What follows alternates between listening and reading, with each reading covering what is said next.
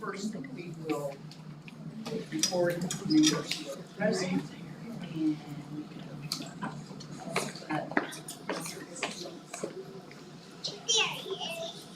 and second on the agenda is the Pledge of Allegiance. And we have Cherokee Elementary School, Lucy Reed, who is going to lead us in the pledge. Lucy, if you want to come stand up here, I'm gonna tell the audience a little bit about you and then we'll start. Lucy Reed is a kindergartner at Cherokee Elementary in Mrs. Roberts' class. Her parents are Nathan and Mandy Reed. Lucy loves anything to do with arts and crafts. She is very creative and has a wild imagination. She wants to be an art teacher. Her favorite specials class is gym. She is also my new neighbor, so welcome to neighborhood this fall. All right, we're ready for you to get us started.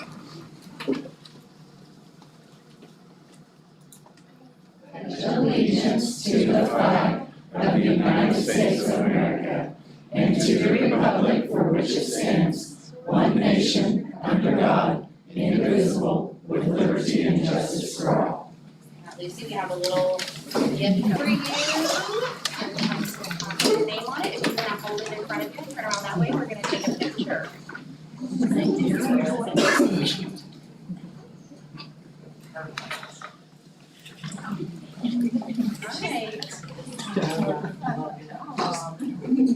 Thank you, guys.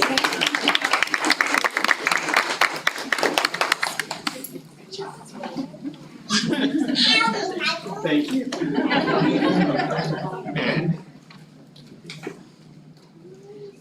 Item B, Tiger's World. This is Principals Month. Every month should be Principals Month. So I just wanted to read, in halls where knowledge really flows and seeds of wisdom trees are sown, a guiding hand so firm yet kind, inspire and lead, your light we find. Your vision bright, your heart so true, you shape our dreams and futures too. With gratitude our voices raise in heartfelt thanks and boundless praise. For every challenge you embrace, for every smile upon your face, for every step that you have led, a beacon shining bright ahead. We honor you and words fall short for all the care and strong support. And at your embrace we learn and grow, our gratitude we hope you know. Thank you, ladies, for all you do, for making dreams and hopes come true. And these walls are your legacy, forever cherished eternally. This is National Principals Month, and we wanted to honor you all this evening. We have small gifts, if card, like Nikki, someone wants to help. Sat in your seat, I know how, we're talking about like a principal's day can go from 0 to not even 60, like 212 or whatever the speed of light is, which is much faster than that. You are caretakers, you are babysitters, you are instructional leaders, you are fire fitter outers, you are the heart and soul of your buildings, and we just want you to know how much we appreciate you, not just today, but every day. So thank you, principals, for everything you do.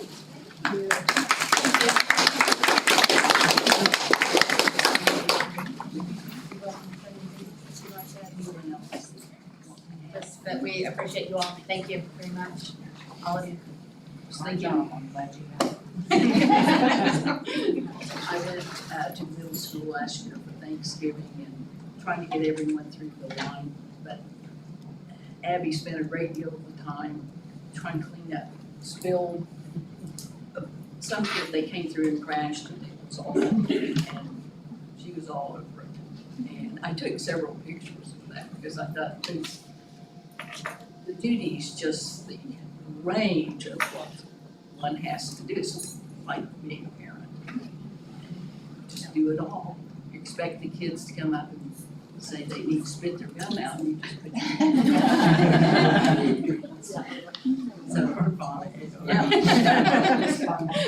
That was pretty safe. It could be a lot worse. Okay. Anyone else?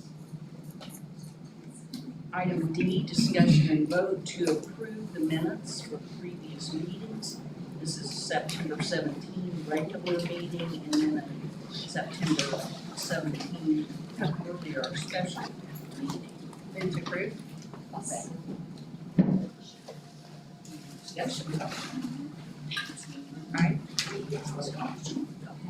Aye. And aye. Deputy Treasurer report and discussion and vote to approve the monthly financial reports. Good evening. So we're gonna go over the bank balance as of September 30th. We were at $12,301,657 even. The receipts for September in general fund were $3,005,230.61 in the general fund. $7,817.68 in building fund. Nothing in co-op, nothing in bond, and sinking fund was $35,698.29. So that brings the general fund bank balance to $6,584,474.19. Building fund at $4,730,475.46. The co-op fund has $110.55. Bond fund, $762,578.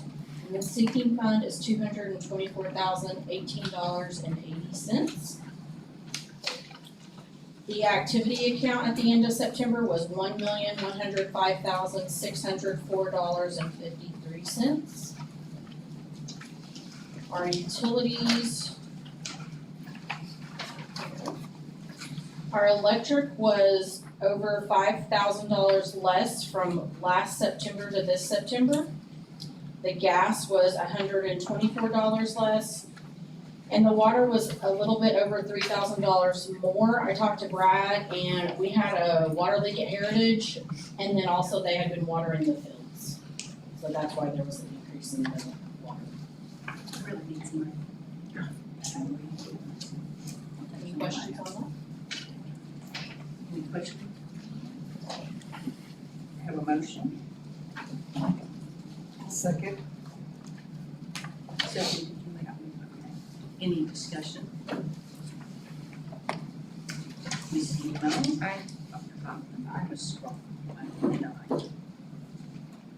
Item F, Deputy Treasurer to present and discuss and vote to approve or not the 2024-25 fiscal year operational budget. Alright, so you guys have a little handy dandy little book. We're gonna go over some of the pages. We won't go over all of them. So I'm gonna start on page 6. And if you'll notice that in 23-24, we're still having an increase in enrollment every single year. So that's good. We're roughly staying between the 3,400 to 3,600, 3,700 students. So if you'll look over on page 7, you'll notice that the general fund ending balance for last year was the $6,121,848.10. That was the largest carryover that we've had in over 11 years. The building fund balance was $4,776,136.91, and that was the largest carryover that we've had in over 15 years. The total number of employees that we have are 483. Now that could have changed between the time that I actually put this number in today. So now we're going to go to page 12.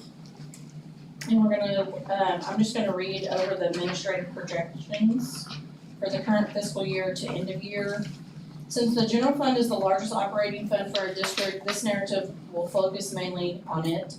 The statewide ADM decreased from $696,544 in FY '23 to $6,093,993.63 in FY '24.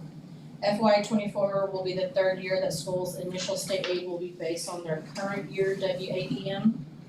The current state aid factor, the SDE held out $15 million for raises, is $4,214. That is a $52 increase from the initial factor to the final factor. 87 schools do not receive foundation aid, state aid allocation due to local collections exceeding the formula. The state revenue picture for this year appears to be strong for now. It is generally agreed that it is unlikely the schools see cut in state aid for this year. This year's state aid allocation is $19,784,917.13. Our local valuation revenue increased this year. This increase will result in more local revenue collected, but that increase is charged against our state aid. It will also increase our bonding capacity. Our student counts are stable, but we will have to monitor our student count and make sure we are getting every weight that we can for each student, which right now is what they're going over with the October 1 numbers and everything. Our estimated general fund expenses for this year are around $18,060, which is approximately $5,025,528.74 below our anticipated revenue, so that would be what our carryover is anticipated by the end of the year. The federal ESSER funds will be ending by December 2024. This will be the first time in many years that we have not had COVID monies. So you guys know that we have been looking for ways to make sure that we counteract the monies that we have lost. So now we're going to go, if you really wanna read the stuff that says the OCAS, that's all the digits that we have to put in every time we do one expenditure. There's a code for everything, so. And some of it I know in my sleep. So on page 22 is the general fund. And so I have that our revenue for the year is the $45,043,588.74. That does not include the that does include the $6,121,848.10 of the carryover. So, like I said earlier, that our goal is to make sure that we at least have the $5 million carryover. Right now, we have it at $5,025,528.74. So if we were to receive a new grant or any extra monies, we could do a supplemental and we could increase that amount. That would just be dependent upon what we decide that we actually need to do. So if we don't, then we'll just see an increase in revenue and then our carryover will be higher. So under the ad valorem property collections tax, the 24-25 net assessed property valuation was $129,569,823, which was an increase from the year before, and that is the number that affects our bonding capacity. The higher that is, the more that you can bond for. So, and when Stephen McDonald comes, she will tell you guys more about that. It is a little complicated the way that they figure all that, because it's like a penny on a penny, and so it's Where is that number exactly on? if you look under where it says, okay, if you're on page 22, you look under number 1D.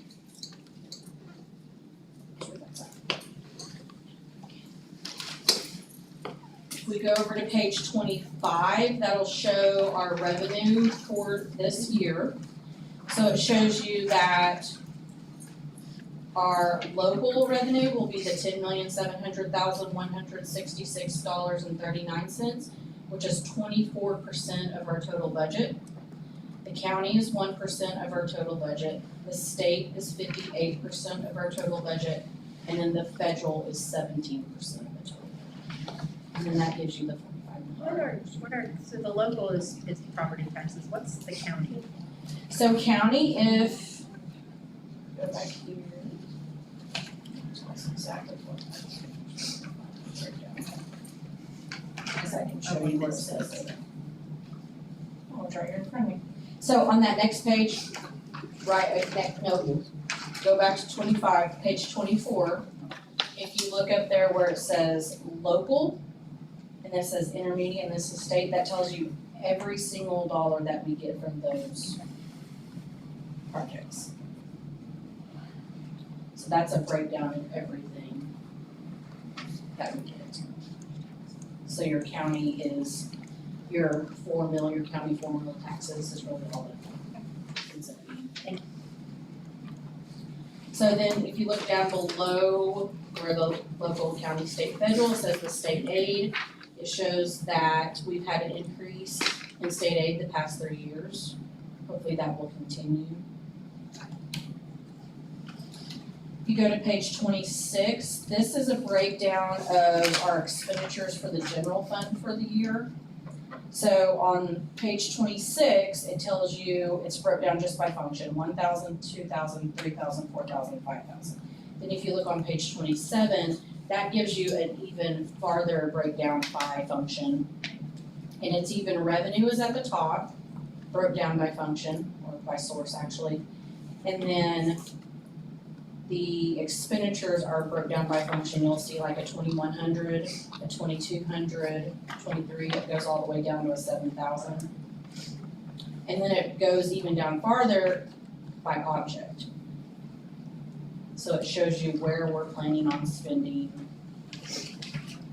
all those numbers. So like I said, our working budget right now is that $40,018,060 with a carryover of $5,025,528.74. And we'll be watching that very closely to make sure that we meet that requirement. So that's for the general fund. The next 2 pages are for our building fund. It's the same concept as this is what our revenue is on page 29. This is where we get our revenues from, and then how we're breaking those expenditures down. We're not spending a lot of money out of the building fund right now. So you'll notice that our carryover for that, we have it at $4,341,114.89. And some of that, I set up requisitions to pay some of our utilities out of that if we decide to. But if we do not, then that will be closed out and that money will just come back, and so the carryover will increase. So. Then on page 30 is kind of a breakdown of the utilities, fuel, and insurance. So we're seeing less usage on our utility bills since we did our first ESP lighting project. We're also seeing a decrease in bills.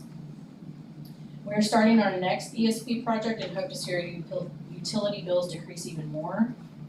We had an increase in property insurance due to the new bond project. So then if you'll look over at that chart where it says proposed on the property insurance, that's exactly how much we paid because we've already actually paid that.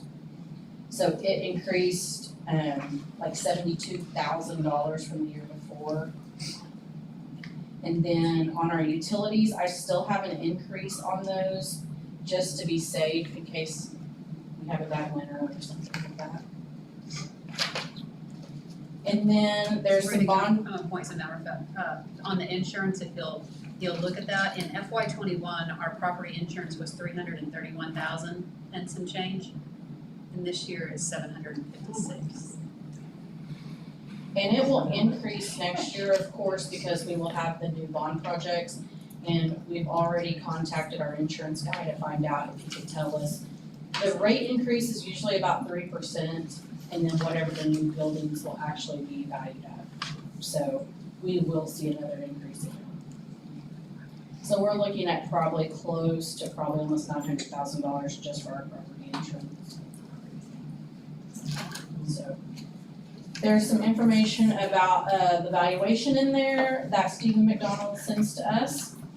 And then the very last page is just our enrollment data from the October 1 date. So you guys have a copy of that. And I keep this on my desk all year long. And every time like we decide that we need to, next year's budget, we need to add something, I could just put a sticky note on it or write in it or whatever. So I can always go back and look at it if they ask questions about like, well, what did we think we were gonna spend? Then have to run a report, I can just pull this and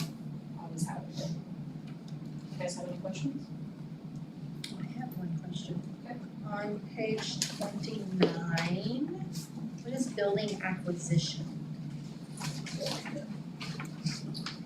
4,600. That is actually the, a payment that we make on The property that we bought, Yes. okay, Yeah. okay. And I just rounded it up to the 109. That's what I thought it was, but I wasn't sure. If I remember correctly, we only have 2 more payments on that. And it's almost paid. Great job, Sabrina. Impressive.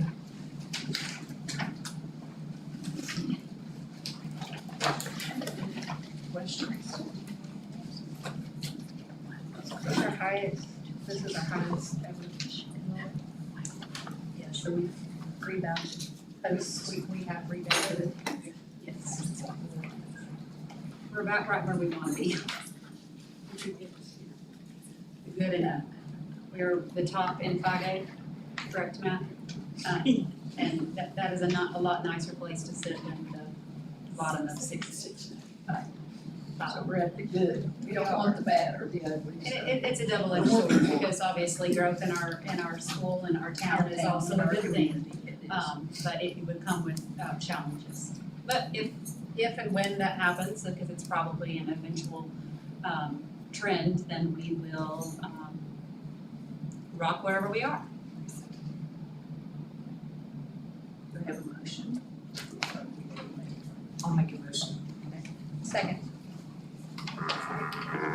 We've had a discussion, anyone else? Seeing none.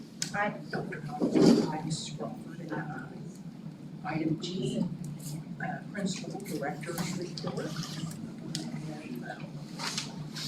Joe, Ms. Mashburn, Mr.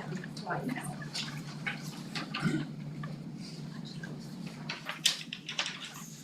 All right, so I'm just going to begin with some of the district goals from our different departments and our leaders. You can turn the slide. Should I say click? I don't know what to say. So, We have this. yes, It's in the folder. Oh, no, yours is on the bottom of your stack, upside down. perfect. So our district goals remain the same from year to year. Increasing academic achievement for all students, creating a positive culture for all stakeholders, and maintaining a safe and secure environment for all. What we've chosen those goals in the last few years, and then what we do as a school district from every site, from every department, is then we work on goals that somehow reach all 3 of those. So what we have presented, or what we are presenting this evening, is just a snippet of what all of our leaders have put together. So every department is charged with coming up with goals that meet those 3 criteria. And then they come together in a meeting and present that to their peers. And then it's something that we will review at the end of the year to see if we have, what progress we have made towards those goals. So I just took a sampling of something from each of our individual goals on the district leader team. What I wanted to present about myself is implementing a student advisory group. That's something we started last year and that we are continuing to do at the high school, but we'd like to expand that this year to either a teacher or / community advisory group. As you know, we'll be working on a future bond project, so that's something that we would do naturally. So whether or not we start the teacher one this year might be impacted because of that, because we might go more the community route and add the teachers into that community group. Ms. Mashburn, a goal that I put out for hers, continuing weekly walkthroughs, and they're really looking at student engagement and depth of knowledge, so that goes completely to changing the academic success of our students. Mr. Ridenauer, as a curriculum and instruction, visiting 20 elementary classrooms a month for a total of 120 classrooms this year. Same thing, he's working on culture, he's working on academic success, and he's working on safety by doing those classroom visits. Ms. Wilson, she's working on improving the efficiency of our federal grants. Just like Sabrina, we've seen Sabrina come in and just grow from year to year and year, and then look at the great budget that she's able to present us and the information. Lacey is doing the same thing with the federal programs. She is now a spreadsheet queen and a organization queen, and she, with her team, is able to really look at every dollar and make sure that we are getting everything we can out of every federal grant. We don't want to lose money. We never want to leave money on the table, and that takes a close eye, and she's doing that well with her team. Ms. Malloy, adding 5 additional community or parent night events, and if you follow what she does anyways, I think she's on every board and committee and social event for our town already, so adding 5 more is a big stretch. But that, her community involvement has gone so far on people helping us and supporting us. So she is working on that community engagement and strengthening community relations. Our TPS transportation goals, Paul, you are here, yes. I just had both eyes done, so every one of you I can't see. All right. It didn't work. You are all which is why I'm not looking at the screen, because I wasn't sure I was gonna be able to read it. TPS. Large print. Yes, yeah, I'm full page. I spent money on copies today, Robert, sorry, but they're not color. TPS transportation goals. Her goal, one goal is to achieve the yearly goal of 0 accidents, which was achieved last year. So some of this has a little bit of information from last year and then this year. Tracking and reducing vehicle downtime each month and improving staff attendance. Some updates from last year's goals. They did create an inventory system for the shop, and they did encourage, help, and train new drivers within TPS to ensure that all activity trips have drivers, and created like a flow chart, which actually someone reached out from the high school today, and I was able to say, we have a document for that. Got Mr. Van and Mr. Martin together on the same email, and hopefully he is building more drivers and for our pool in transportation. In our athletic goals, increasing communication and collaboration with stakeholders through community organizations, social media alumni associations, increasing the pride of our athletes and our coaches by enhancing the athletic facilities. They do that by raising money, working on facilities, conducting athletic programs that achieve at a high level, and employing an athletic staff with integrity, knowledge, loyalty, skills, and leadership qualities that enable programs of mental, moral, and physical benefit to student athletes. Matt spends a lot of time communicating and working with people around our community, and that has changed the landscape, I truly believe, of our athletic program since he has been the athletic director. And that's how he's going to continue to move that program forward. Our Miss Sabrina's finance goals, continue to claim 100% of all federal grants monthly, create a positive culture for the finance staff and district office managers, increase financial planning capacity to ensure best practices in school budgeting, and end the year with a $5 million carryover. Sabrina, I think you know, but I'll point out just in case you don't realize, you know, not only does she present statewide very often for other school districts, but is a national presenter and is invited to go present nationally to her peers. And that is a lot to learn and to be known for in the few years that you've done this job. The claiming of the federal money is imperative. We've been in a situation where that has not been done in a timely manner, and it causes major problems. And so she does that well. Last year, monthly claims were completed 100% of the time, on time, and usually ahead of time. Also, the $5 million carryover, you heard her mention that. Already prints things out, bringing it to me. Got a sticky on the front of my computer, so every time I approve a PO, I know, oh, it's coming off that amount that she says that's left right now. So I apologize ahead of time when the answer becomes no, but that little sticky's very high. So she's keeping a close eye on that. She also, on an update on last year's goals, to find and implement an electronic system for payments and donations. We have that in place, and then we are working on also getting back in place the credit card machines for our schools where parents can use those for all the expenditures they need in the office. And then we'll work towards that in our athletic events next year. Those are done with Wi-Fi capabilities in most places, so runs into a little bit of an issue with football games at NSU, but we will begin using those credit card machines in other areas that we can on our own campuses. Just one of the many hurdles of not being in our own space. So when I come and ask about wanting something else later on in the year, and you'll know why. TPS operations goals, academic achievement, and enhanced learning environment, just improving the condition of our classrooms by what we've been talking about, the ESP projects. The faculty, the lighting, the temperatures, the furniture, and making sure that repairs are done in a timely manner. On culture, they want to this year really work on enhancing the school's outdoor green spaces and flower beds by planting native trees, shrubs, and other low maintenance plants. We were talking about it earlier today, and we truly believe driving around our district, our grounds always look nice. And we visit many other places, and you don't always see that. So we are very fortunate with the way our property is kept. On safety, upgrading and maintaining safety equipment, fire alarms, emergency exits. All of the operations staff are really good about going around and making sure things are locked, making sure things are in good working condition, just to enhance safety for our district. Last but not least, on district programs, child nutrition. Goal 1 is increase average daily participation. Goal 2, try new fruits and vegetables. And goal 3, nutrition education lessons.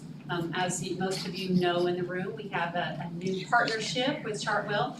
And shout out to Colin, that's the pumpkin dessert that you had this evening. It's back there on the counter if you need some dessert for dinner, which is always fine with me, by the way, dessert for dinner. The average daily participation is going up. It's exceeding a little bit where we wanted, but we're looking at that every month to see the numbers to make sure that it's going in the direction that we need. We know for us to remain CEP, we've got to be able to stay with high numbers. And so that is directly related, we believe, to the quality of food and the staff that we have partnered with in Chartwell. So we have high expectations that that's going to be a very good partnership for a long time. And I lied, Robert. We can see it, but you couldn't. Technology goals for 24-25, goal 1, we'll have 99.9% wireless reliability from January through May. That's really shoot for the stars, I love that, 99.9. Goal 2, Telco IT will offer a feedback form for work orders and have 75% positive feedback response. And they will also improve the wireless security by separating traffic and instituting 8021X, which I have no idea what 8021X means, but he can explain it to us, I know. On goal review from last year, they wanted a 99.91% uptime and had a 99.9. They had a 90%, they wanted 90% of work orders to be completed on time, and 91% of them were completed on time. And no non-school issued devices will have access to our internal servers, printers, fire, so this is safety. And they had 247 instances where they were able to isolate and keep our network and our IT safe. That was the last but not least of the district goals. And most of these district directors are in the room, so I invited them this evening in case you all had any questions about anything that they do or any goal that they have. I have a quick question for Robert, and I should probably know this. Who is our internet service provider? Consolidated Communications.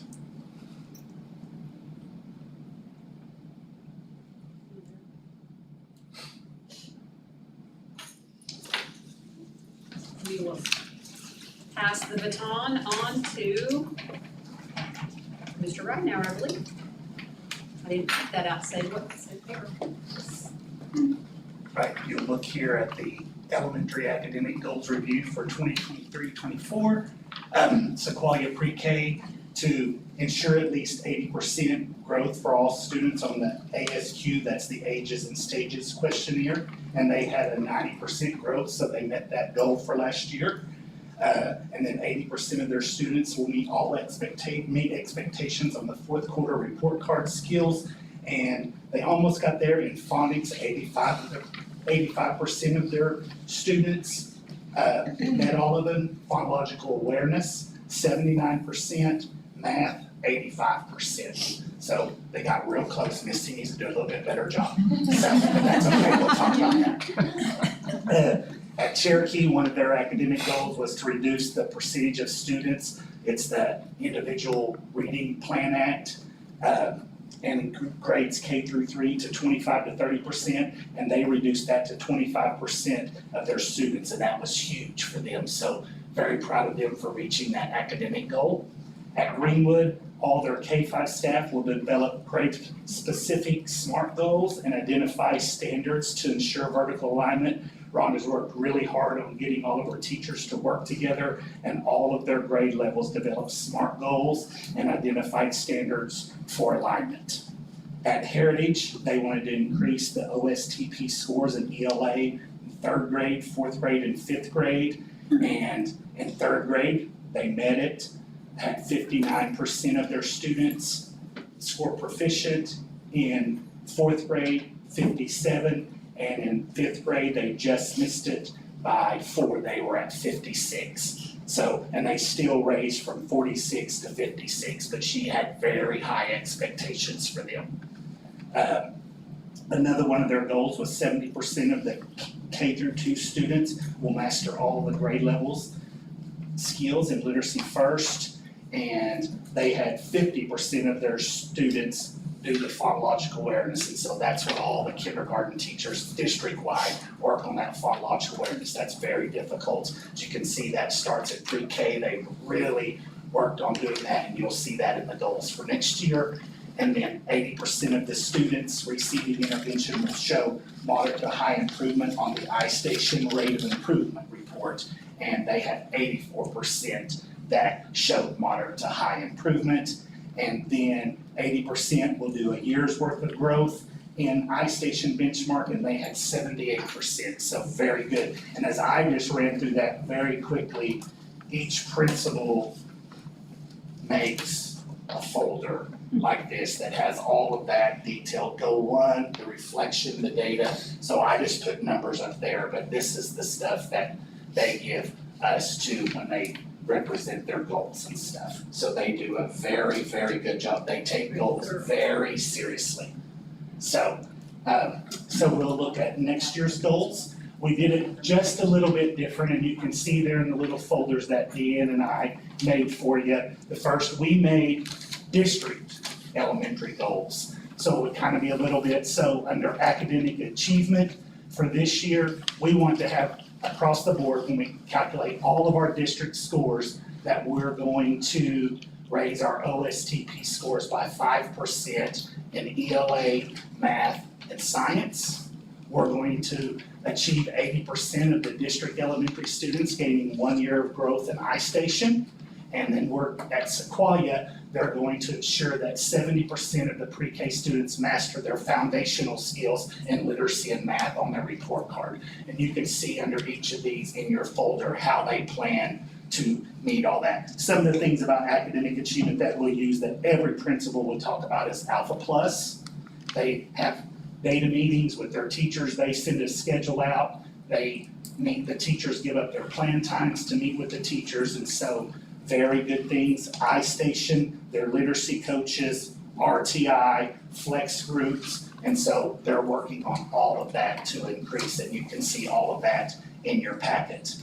On safety, we wanted to adhere to all the State Department guidelines for the Safe School Committee in each elementary school, because Deanne, as in with accreditation, we run into a lot of problems on our Safe School Committee meetings and making sure, because there's lots of requirements that we have to do with the State Department.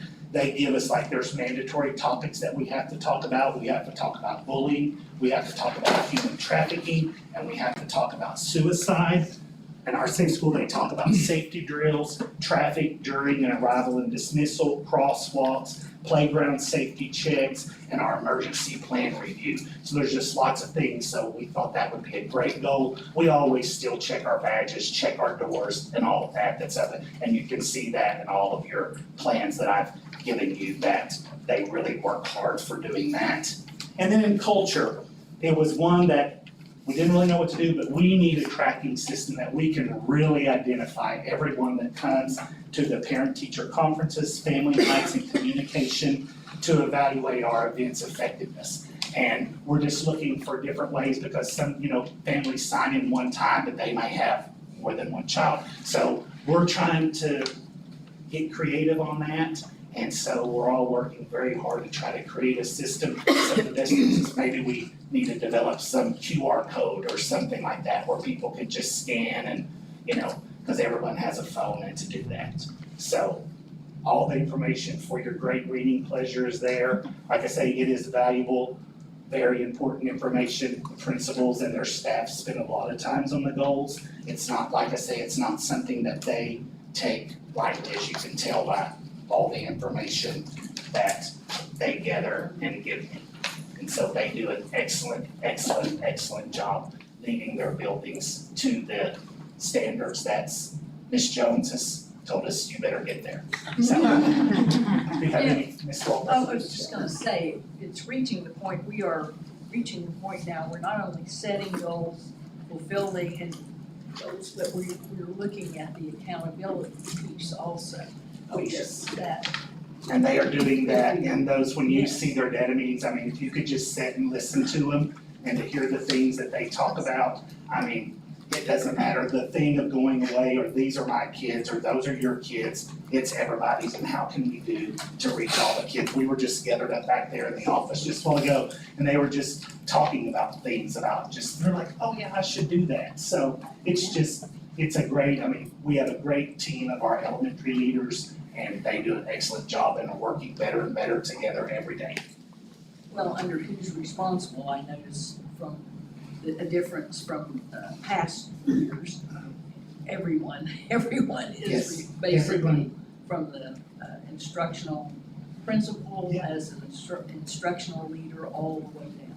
Oh, they even have their janitors and Yeah. anybody they can Yes. get to be on a committee to give feedback. And so That's great. they do a great job. I appreciate it very, very much. I have a question, Carl. Yes, I actually don't know if sorry. it's for you, but on the tracking, communication, Yes, I assume that will be easier next year because we're going to Yes, less. yes, less ones. We try to keep them where it's either Seesaw, Dojo, but there's all kinds of things out there that we're using. So we hope, And yeah. Facebook Yes, and. all of that. So hopefully with the rooms, that'll be a better thing that everyone can track. We can see every message if we need to. It's not something we have to monitor, but if there is an issue, we can for sure look back on that. So it'll be much better just I for think- safety and protect And I everyone. think from a parent standpoint, Yes. because I've got three, so I've Yes. got Dojo, Yes, Seesaw, Band, Facebook, and then also then your text messages. we still have the notes that come home Yes, every day. And I Yeah. hope that as we all get more proficient in using technology, and I understand that not all parents have access to electronic devices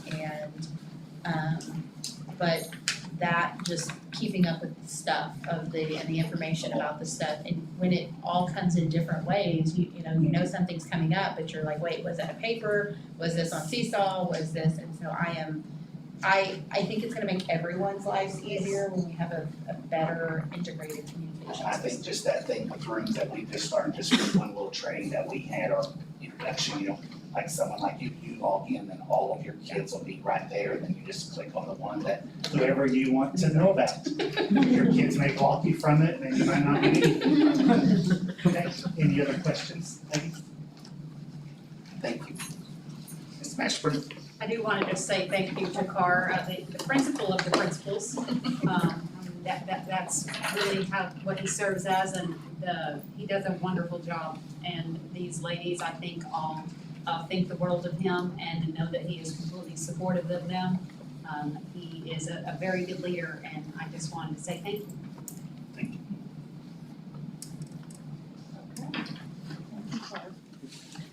Okay. secondary academic goals, I'm mainly going to just go over the academic goals of what we set last year and let you know if we achieved those goals or how close we got to those or what. So last year, for the middle school, they wanted on their benchmarks 80% or greater from their first benchmark all the way to their third benchmark. They didn't quite make it, but in math they were at a 62, science a 67, ELA 61%, and social studies a 63%. And in a minute we'll talk about how Abby was with her, worked with her teachers and kind of tweaked that goal, this academic goal for this year. High school, they had, last year's goal was to make a composite ACT score of 17.5 or greater on the fall one, and we didn't quite make that goal. It was a 17.28. We did drop a little bit in all of our subject areas, and we have decided that we do not want to compare different classes, that for this year's goal, we are going to compare cohorts. We're going to compare we're about to take next week, the ACT and the fall with our juniors, and then compare that to the spring, that same group of students, because they'll have a fall one and they'll have a spring one. And you know, Gear Up has provided us, has paid for that, so we have a fall. And when we found out at first that we didn't have the grant, we were like, whoa, what are we gonna do? We're gonna have to come up with the money, figure out what we're gonna do, because we wanna still be able to offer that. And now we do have the Gear Up grant. We received news that we did get accepted and into that grant, so we'll continue to do that for the next 5 to 7 years. So we're tickled about that. Do they all have to take it twice? Because I know they have to take it once as a We graduation try to requirement. force them, yes. In a nice way. We try to say, this is important, we need you. And sometimes they're absent and they can't, but I mean, we try to make up, do everything we can, for sure. I'm not sure those cattle prods are legal. Yeah, you know that, we just try to wrangle them. So the one in the spring, we tell them it's their state ACT in their junior year and they have to take it before they graduate. The fall one, we encourage them to take, but the spring, we tell them it's a state ACT and they have to take it. So we tell them the half truth, no, I'm just telling them lies. We have to lie. I didn't realize, I just saw the report that Oklahoma was 49 in ACT, but that there are only 9 states that require all students to take it. And then I saw one, and I think it probably was the state that also takes the SAT, but I mean, there were states that only 19% of their graduating seniors took the ACT, and so the scores, we were 9 out of 10 as a state in the states that required all students to take them, but. Right, and that's our state assessment, you know, before years ago, we had EOIs and we had everything else, and But now. that, to me, I mean, that was a little bit, to say that we were 49 was not great report. We were 9 out of 10 of all, but when you look at a state that only 30%, so that's only the kids that are going to college are taking the ACT and no one else is, and of course those scores aren't So gonna. that data is match up, still skewed, you bet. At Central Academy had a goal to complete 85% or greater of the assigned courses. They did meet their goal and they met it at 100%. So every student that was there that was enrolled in a course did complete it. So then that brings us to this year's academic goals, and you'll see that there's the safety and the culture. And I'll just briefly talk, all the safety and the culture of all 3 sites is very closely related to how it was the previous year. And meeting those goals, yes, they're wearing their badges. They've implemented strategies to get students to wear their badges. All of those things for the safety. Their culture, they're doing everything, showcasing teachers, having lunches, giving gifts. I mean, they're really trying to build their cultures in all the sites. So I want to report out right now just on the academic piece. So the academic piece, Abby did change hers a little bit, and so she said the students will in ELA have a 6% growth between that first and third benchmark. So I'm sure, I don't know, like she has Candace Jefferson, which is her instructional technology and instructional coach, got together with the ELA department, they determined that would be a good growth measure for them. Same 10% growth in math and a 13% in their science and their social studies benchmarks. Some of the ways that she is, the site is doing that and supporting that goal is, they do Wisdom Wednesday, which we had started that last year in January. So now they'll have a full year. We only had, from January through to when we took our test in April. So now we've started it right off the bat. It's reading practice items, selected these passages, they were test released items, they have ACT test released items and other high-level passages. And they have their students, they're just exposing from the beginning what a passage would look like that you're about to take in the spring. And they're very difficult, some of these are very difficult. They do the graph of the week, and that's in their social studies classes. And those have really been neat, and I've in some of the walkthroughs, I was able, in some of the 8th grade classrooms, to see some of the topics that they have, and the kids really get into it, that they really have them read a graph and analyze a graph and come up with questions for the students to, get together. So they're gonna see a lot of graphing in their math and in their science. Science has embedded some ACT prep questions and just different level things that they're doing. And math, in our new math series is Savez for the secondary. And we have a program called Success Maker. And we have been utilizing that. And I know high school and middle school both have it. High school uses your contextual algebra students and some of your algebra 1 students. Now, they work on it, they have to work on it, is it 60 minutes a week? 60 minutes a week.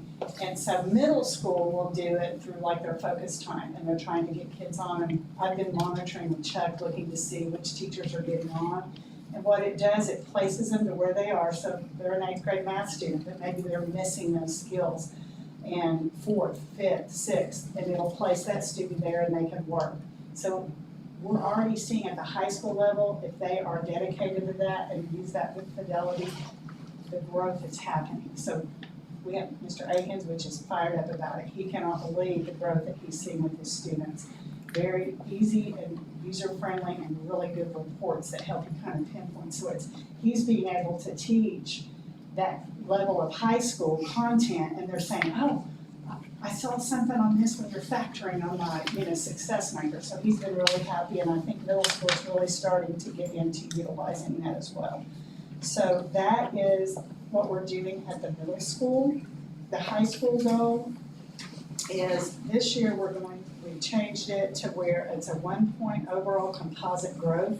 If we would have used that last year with the cohort was at 16.5. So that junior class was 16.5 composite in the fall, and they grew to 17.3.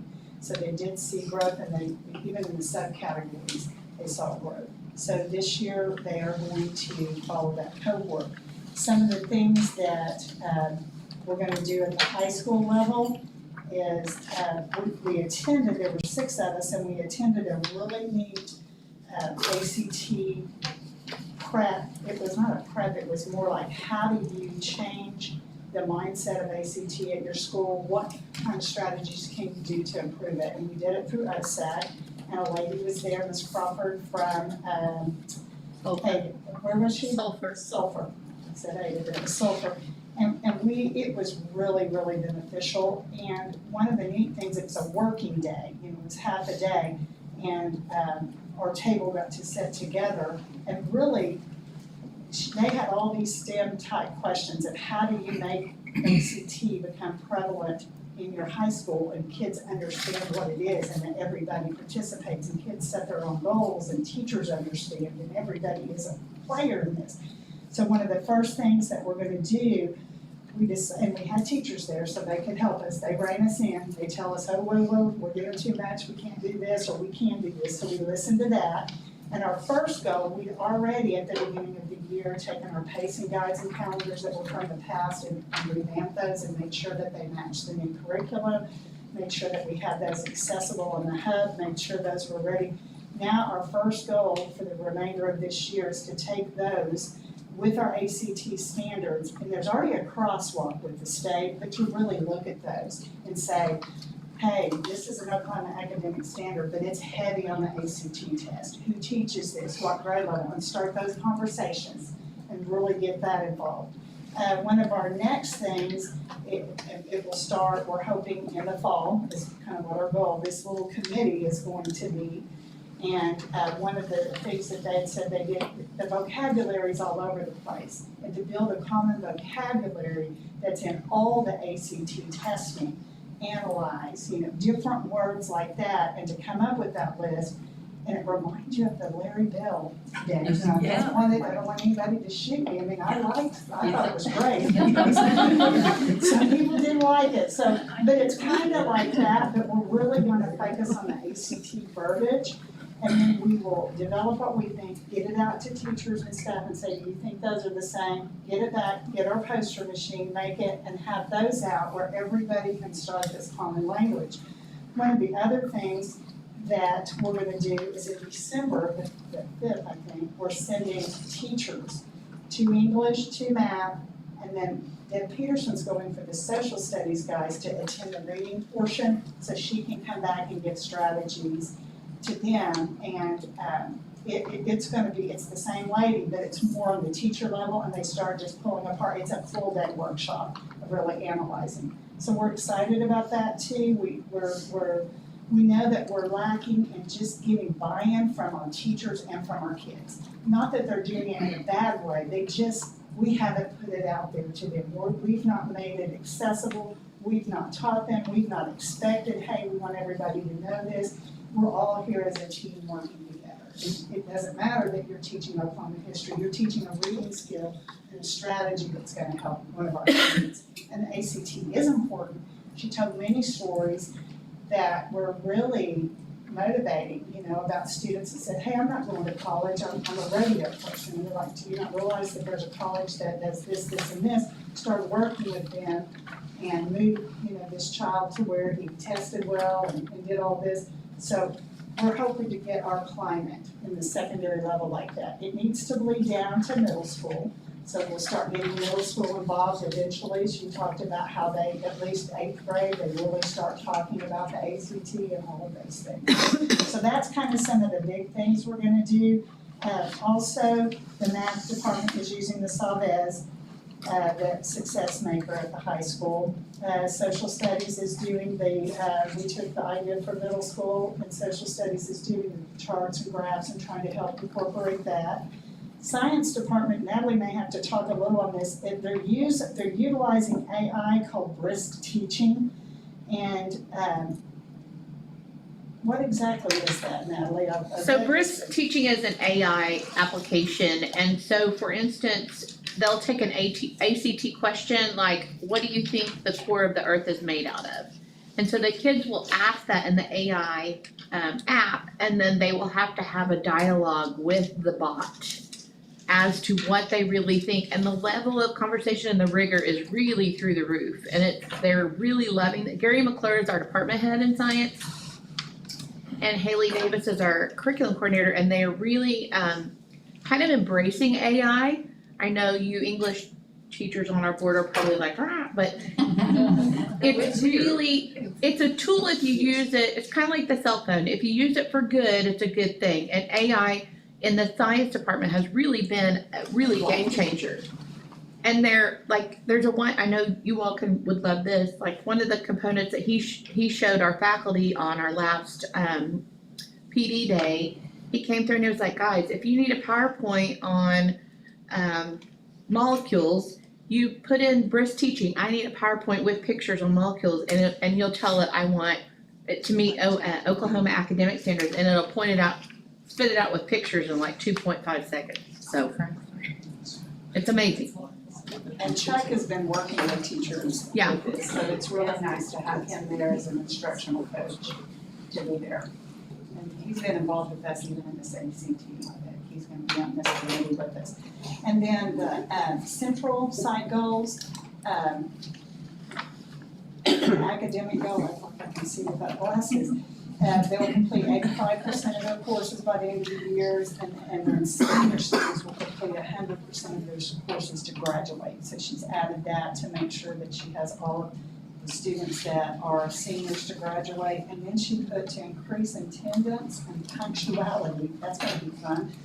by 20% by the end of the semester. So I don't know, Sherry, how are you gonna monitor that? What are you meaning by that punctuality? I'm sure they come in a little bit late. A little bit. We're at the point now when they come in, we just say, we're so happy to see you. Yes. Get them through there. We're just tracking it. We started tracking it weekly, but that was a little difficult, so we're kind of trying to revamp whether we should do it by the 9 weeks and see if we can break it down a little bit into smaller chunks and then see what it is what days are they there the most and why, and trying to see if we can shift that focus where there's something that will want them to come every day. And some days you're offering things that's what they come for. Right. Trying to find just those little bites of incentive that will get them there more often. Thank you. I think both levels are doing that. I know for sure Mark Jordan is doing some things. He's chasing our attendance for us and working with families. And back when we had Corey Slagle here, Corey called it freshman ICU. Like they're bleeding, they're dying, and what academic ICU. So now he's doing that like an attendance thing. And it was amazing what they'll work for a full-size candy bar. I mean, they're just like, I'm gonna be there. So Mark's kind of picked some of those ideas and gonna do, because if we don't have them here, we can't teach them. You know, we gotta get them here. And so while we're gonna work on both ends, getting our kids here and getting our teachers all the support they need. Principals are doing a wonderful job at the secondary level. Appreciate all the principals. I mean, it's a hard job, like you said, they're doing this, they're doing that, and then we're saying, how are the academics going? And they're like, well, I've been wrestling in the floor, but I'll get up and I'll try to get to that right now. So we do appreciate them very much. Natalie, you mentioned AI and English teachers. And we know that it's here to stay. And it can give some good examples. And it's pretty easy to tell the difference between something AI has written and students have written. And a personal note on that, my grandson Elliot graduated from high school in May, and I would prefer to personal note, thank you for the gift I've given him. I got a little AI. It was printed out, dear family and friends. He no more wrote that. One of my cousins had said, she called me, she said, Elliot wrote the most beautiful little note. And I said, Elliot didn't write that. AI wrote that. But he was very resourceful. So I just saw something, and it was Stacy Leeds, who's from here, you guys know, she's the dean at Arizona State Law School. And it was an article that they shared that certain colleges forbid the use of AI in admissions essays. Other ones allow it, but they make you say whether or not you used it. And it was an article, and it made me think about, you know, because the concept was, especially when it comes to college admissions, you have families who can hire tutors and scholarship applicant helpers and essay writers. And you have a lot of families who can't do that, and you have students who don't have anyone helping them, and that they can have this same access that very privileged students have. And again, there are ways you can tell, and there are, you know, that we're teaching kids to use it. Don't have it write your entire essay. Have it, you know, you write it and have it make suggestions to me. I use it every day. I mean, I use it in emails sometimes, like make this look a little more professional, and it does. And I'm like, oh yeah, that's exactly what I meant to say. And so I you know, it is here, and we are using it. And I had not thought about specifically on college admissions that aspect of it before. And I was like, I didn't know. I mean, we all got aware when the Full House lady got arrested or whatever for, you know, that's like what brought it to the public attention that people are out there paying tens of thousands of dollars to people to get their kids admitted to college. And, you know, I don't know if that's a big deal around here, but when you think about, you know, some kid who wants to go to college and their parents can't help write that, they can't edit it for them. And they can get on a computer program that can assist them in a, you know, ethical way. And it was amazing. And it's here, and we have to embrace it, and we have to teach kids to use it responsibly and ethically, and it's great. Go ahead.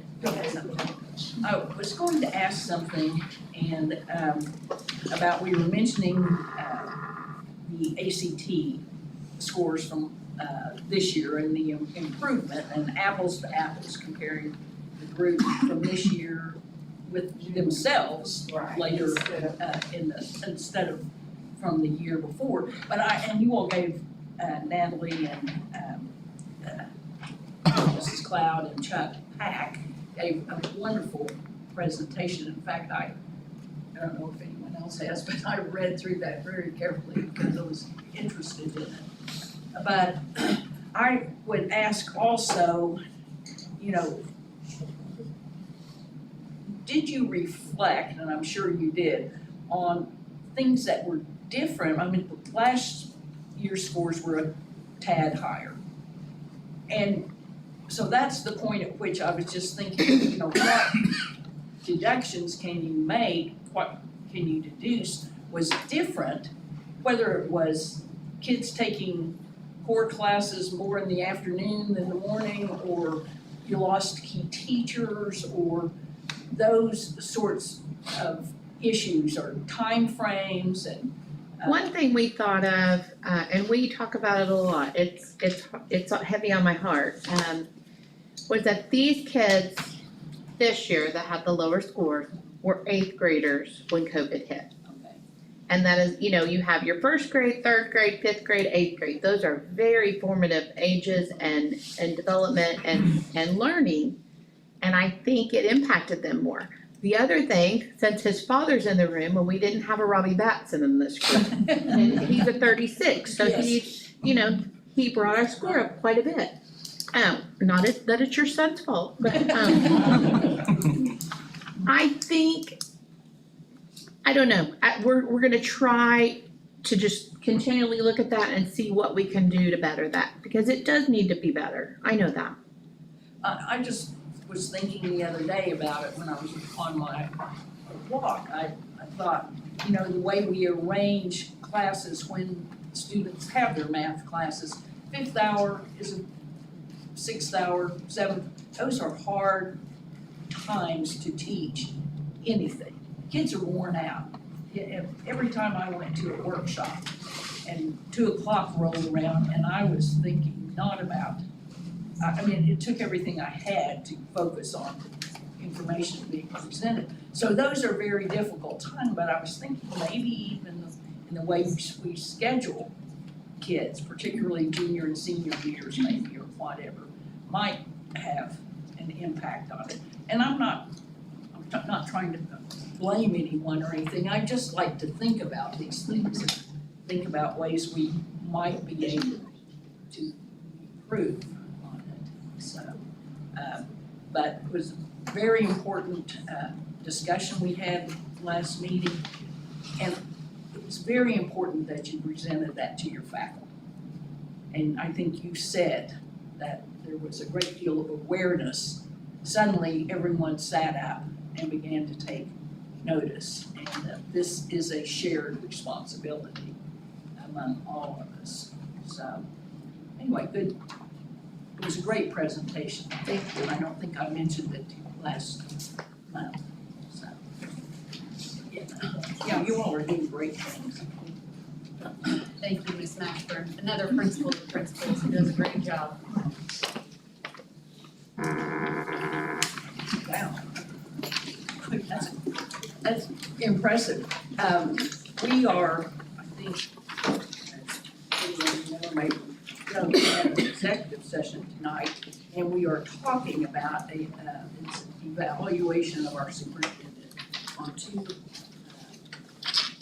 part of 2 of our goals, district goals and finance. So it's been very nice tonight to have all this information before we get, back in executive session, and it leaves us a lot to talk about in an informed way. So anyway, great job, everybody. And now you're superintendent. Right now, we have 524, and Sabrina had mentioned a lower number, and then she said it could change. That number fluctuates because of the number of people that we have that are, retired teachers that come back and do reading during the day, or after school workers sometimes.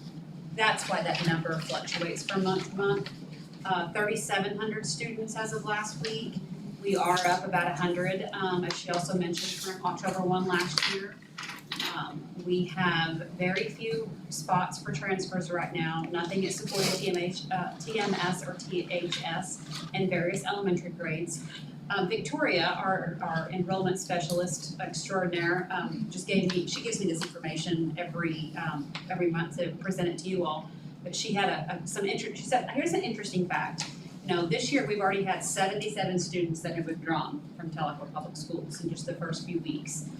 26 of those went to another district in Oklahoma, 16 to another state, 2 to a private school, 6 to an institution, 2 to homeschool, and 15 for virtual charters. But that's just a testament to the in and out. But 77 that started that are already someplace else. Their doors they're a revolving door. And that it's just something I thought was very interesting to bring to your attention. Present bond update, Greenwood Classroom Edition is open. I'm not saying very well, but, so, hang on, Rhonda, are you in the room? That's not fun. That's not I believe they used the rooms today, they were all set up, had some pictures with a few kids in them from that space. It looks really nice, so I just wanna invite you to stop by and see that sometime if you've not been able to see that. Had to laugh, the music room is giant with like a walk-in closet of any female's dreams, or anyone that just likes fashion, dream.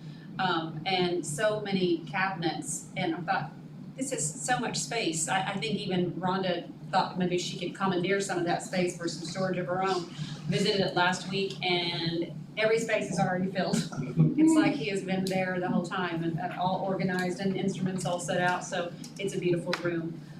The Greenwood White Wing windows, we have them now, or the glass company finally has them, and they will start beginning on those this week, and then the classrooms that don't have kids in them all the time.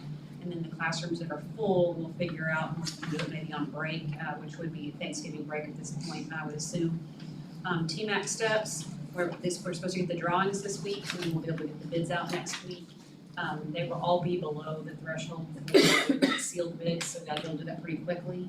We really wanna get those fixed, and ready before our basketball season, if at all possible. As soon as we know what that actually ends up being on a monetary scale, then we will know how much remaining bond fund money we have left. And then we have lists of plans, lists of things that we wanted to do before many of these projects became much more expensive than they were supposed to when they were originally thought out. And so we'll start going through those lists of things and get those things done between now and the end of summer. Looking at some flooring, I know like Cherokee was a floor that we had on the list that we had to do the hallways that hopefully we can put back in, but we'll get new bids and then we'll see how much more expensive it is now from July, and I'm sure it will be. But we will use the money wisely to do little projects across the district. But talking about attendance, so in the month of September, attendance for Sequoia was 92.10. Cherokee was 93.7, and I have printed this out and I'll give it to you. Cherokee 93.7, Greenwood 93.9, Heritage 94.5, middle school 93.1, and high school 92.5. So those numbers were all, except with the exception of one, a tiny bit below August's, but very, very small, like 1/10 of a point below. And we are in talks with OSSBA for strategic planning and facility planning services. We've also agreed recently to be a part of an advisory group to work with the Office of Educational Quality and Accountability on a continuous improvement innovation project based on the Baldrige criteria for school improvement process. It's well known for higher level results if implemented in fidelity. I just wanted to let you know we've got, other than just the goals that they've already put out this evening, we're looking at many ways for continuous improvement for district-wide improvement. And that is all for this evening. Thank you all. I Item I, discussion and vote to approve the following surplus. Do I have a motion? To approve. Any discussion? Aye. Dr. Coughlin. Aye. Ms. Crawford, and aye. J, item J, board to consider and take action on hiring an architect for possible future bond projects. I think this is I need a motion for this, but the contract is actually under business items. Okay, do I have a motion? I'll make that motion. Second. Any discussion? Ms. Nebo? Aye. Dr. Coughlin? Aye. Ms. Crawford? Item K, business items, consent docket vote to approve the following. 1, contracts and agreements, and 2 is trips and, trips, out-of-state and overnight trips. Do I have a motion? I'll make a motion to approve. Second. Any discussion? Ms. Nemo? Aye. Dr. Coughlin? Aye. Ms. Crawford? Aye. Item L, discussion and vote to approve a revision to the 2024-25 school calendar, changing graduation day from May 16th, 2025 to May 18th, 2025. Make Got a motion? Second. Any discussion on this? I just wanted to clarify a little bit. We had to move that when we made our calendar last year. What we, our understanding on OSSAA dates,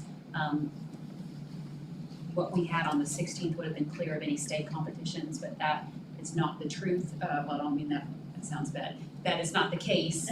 And so we needed to move that so we did not have students that had to choose between graduation or state competitions. Put something out to all of the senior parents, and the overwhelming choice was that Sunday afternoon, 2 o'clock. 2 o'clock on that Sunday afternoon. All right, Ms. Nemo? Aye. Dr. Coughlin? Aye. Mrs. Crawford? Aye. And aye. Item M, discussion and vote to approve the schedule of encumbrances. Do I have a motion? I'll make a motion. Any discussion? Ms. Nemo? Aye. Dr. Coughlin? Aye. Ms. Crawford? Aye. Aye. Do I have executive session authority, 25 stat 307, the 1, 2, and 7, the board proposes to discuss the following matters during its closed session. And you're going to look at superintendent evaluation, part 2, and 2 domains, one over district goals and the other finance. Move to enter executive session. Any discussion? Ms. Nemo? Aye. Dr. Coughlin? Aye. Ms. Crawford? And aye.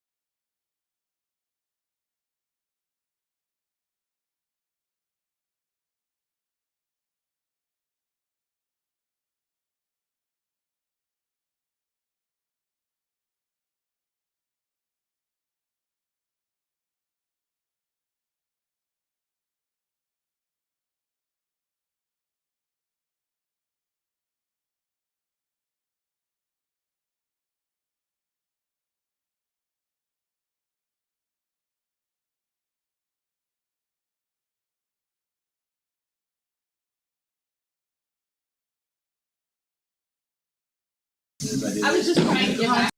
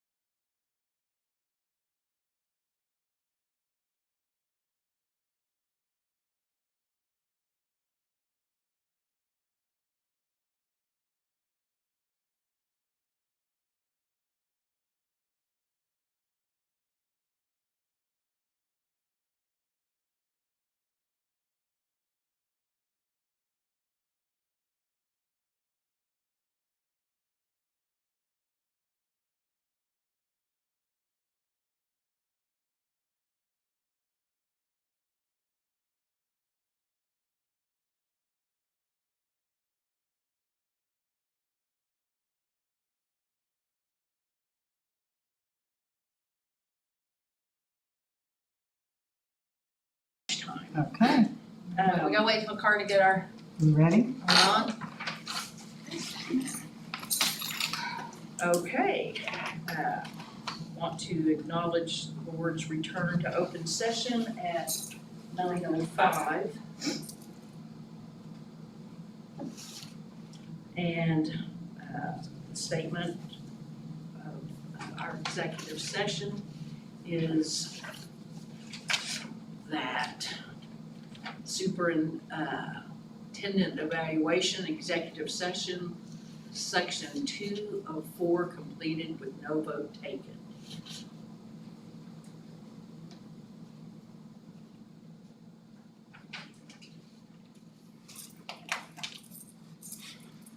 Item Q, discussion and vote to approve the 2024-25 TPS Gifted and Talented Education Plan with a list of revisions. Move to approve. Second. Any discussion?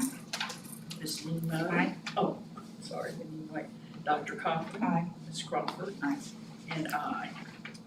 Item R, discussion and vote to approve the 2025 Board of Education meetings. I'll make that motion. I'll second. Any discussion? Ms. Nemo? Aye. Dr. Coughlin? Aye. Ms. Crawford? And aye. Item S, discussion and vote to approve the resolution for Board of Education primary election to be held February 11, 2025, only if 3 or more candidates file for the Board of Education position scheduled to be on the ballot. A Board of Education general election, if necessary, shall be held April 1st, 2025, under the following circumstances. If only 2 candidates file for a position scheduled to be on the ballot, or for a position on the ballot for an unexpired term, or if no candidate in the Board of Education primary election received more than 50% of the votes cast. The voters shall elect a board member for board position number 5, which has a 5-term of office, 5-term limit of office. The polling places shall be open from 7 a.m. to 7 p.m. Do I have a motion? Make a motion. Second. Any discussion? This is Sean's position. Yes, ma'am. Ms. Nemo? Aye. Dr. Coughlin? Aye. Ms. Crawford? And aye. Motion and vote to approve personnel items 1, 2, and 3 with, under employment, the name Margaret Harriman, Heritage Special Care Para for the 10/1/24 1 year. Have a motion? I'll make that motion. Second. Any discussion? Ms. Nemo? Aye. Dr. Coughlin? Aye. Ms. Crawford? And aye. Any new business? No, ma'am. We are adjourned. That was a long one.